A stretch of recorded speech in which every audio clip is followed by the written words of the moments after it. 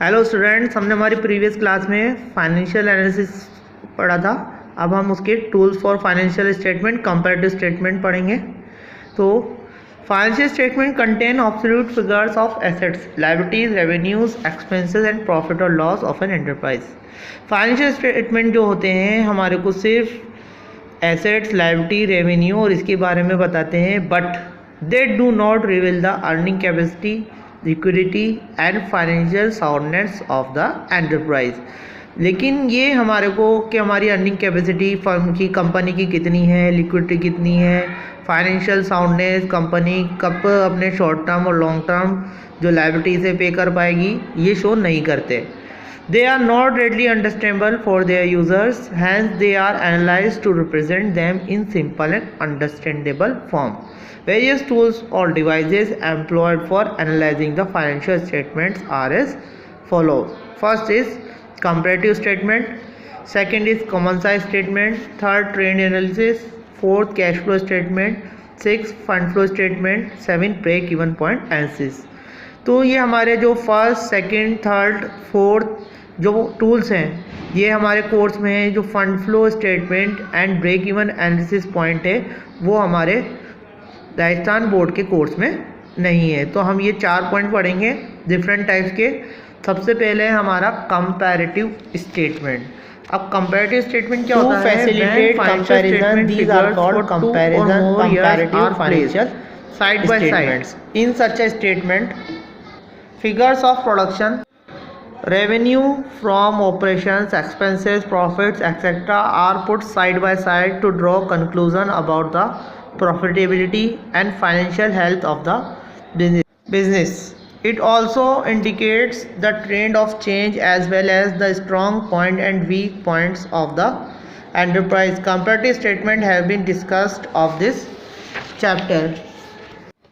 एक कंपनी के लिए कंपैरेटिव स्टेटमेंट की क्या इम्पोर्टेंस है, क्या उसकी यूटिलिटी है, पर्पस है, ये देखते हैं। पहला पॉइंट है to make the data simpler and more understandable. कि फाइनेंशियल एनालिसिस में जो कंपैरेटिव स्टेटमेंट है वो जो डेटा है कंपनी के लिए वो सिंपल और जो ज़्यादा समझ सके अंडरस्टैंडेबल करता है। दूसरा है to indicate the trend. Trend का मतलब है चेंजेस, जो जितने भी चेंजेस हो रहे हैं प्रोडक्शन में, रेवेन्यू फ्रॉम ऑपरेशन, एक्सपेंसेस में, वो हमारे को इंडिकेट करता है। तीसरा है to indicate the strong point and weak points of the concern. Comparative statement से हम 2 ईयर का, प्रीवियस ईयर और करंट ईयर दोनों का कंपैरिजन करते हैं। इसमें कंपनी देखती है कि क्या हमारे स्ट्रॉन्ग पॉइंट्स हैं, क्या वीक पॉइंट्स हैं, इसमें कंपनी को हेल्प मिलती है। फोर्थ पॉइंट है to compare the firm performance with the average performance of the industry. Comparison में हेल्प होती है कि परफॉर्मेंस के, फर्म की परफॉर्मेंस पिछले प्रीवियस ईयर्स के कंपैरिजन में करंट ईयर में कितनी प्रोग्रेस की, तो इसमें कंपेयर की हेल्प होती है। फिफ्थ पॉइंट है to help in forecasting. Forecasting में भी हेल्प होती है कि हम प्रीवियस ईयर को के जो डेटा हैं उसको बेस मान करके जो मैनेजमेंट है वो अपने प्रॉफिटेबिलिटी और फाइनेंशियल साउंडनेस जो बिजनेस की है वो इम्प्रूव कर सकते हैं। तो ये कंपैरेटिव स्टेटमेंट की इम्पोर्टेंस थी। अब हम आते हैं कंपैरेटिव स्टेटमेंट में किस चीज़ को इंक्लूड करते हैं। First is comparative balance sheet. The form of comparative balance sheet consist of 5 columns. In the first column, the items of balance sheet are entered. In the second column, the data for the previous year is shown, and in the third column, the data for the current year is shown. In the fourth column, the increase or decrease in absolute data is shown in terms of rupee amounts. Fifth column shows the percentage of increase or decrease in absolute data. Format of a comparative balance sheet is accordance with the vertical form of presentation as per Schedule 3rd of Company Act 2013 as under। ये comparative balance sheet का हमें format given है। सबसे पहले मैंने आपको बताया था 5 कॉलम्स होते हैं। फर्स्ट कॉलम में हम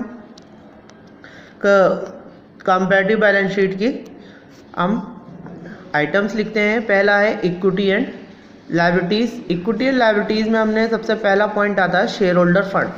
शेयर होल्डर का सब पॉइंट होता है share capital reserve and surplus. अब इसमें सेकंड पॉइंट होता है non current liabilities. Non current liabilities में हम इंक्लूड करते हैं long term borrowings and long term provisions. Third point is current liabilities. Current liabilities we include short term borrowings, trade payables, other current liabilities, short term provisions। ये हमारे equity and liabilities के part थे, 3 parts, share holder fund, non current liabilities and current liabilities. इसके बाद हम total करते हैं। Second part is asset side. Assets में हम पहला पॉइंट आता है non current assets. Non current assets include first sub point fix assets. Fix assets हमने पढ़ी थी 11th क्लास में भी, 2 types, tangible and intangible assets. B point है current non current investment and C point is long term loans and advances.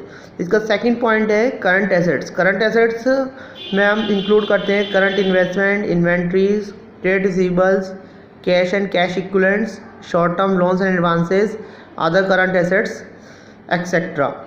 इसका total करेंगे, total जो है दोनों इक्विटी लायबिलिटीज़ और एसेट्स का इक्वल आएगा। तो ये हमारा जो फोर्थ पॉइंट है, इसमें कंपैरेटिव बैलेंस शीट में हम ये देखते हैं कि इसमें हमारी जो प्रीवियस ईयर और करंट ईयर का कंपैरिजन करते हैं कि इंक्रीज़ हो रहा है या डिक्रीज़ हो रहा है अमाउंट। अगर इंक्रीज़ होता है तो प्लस में और डिक्रीज़ होता है तो हम माइनस में शो करते हैं। तो ये हमारी कंपैरेटिव बैलेंस शीट थी। नेक्स्ट क्लास में हम इसका प्रैक्टिकल क्वेश्चन करेंगे। Thank you, good bye.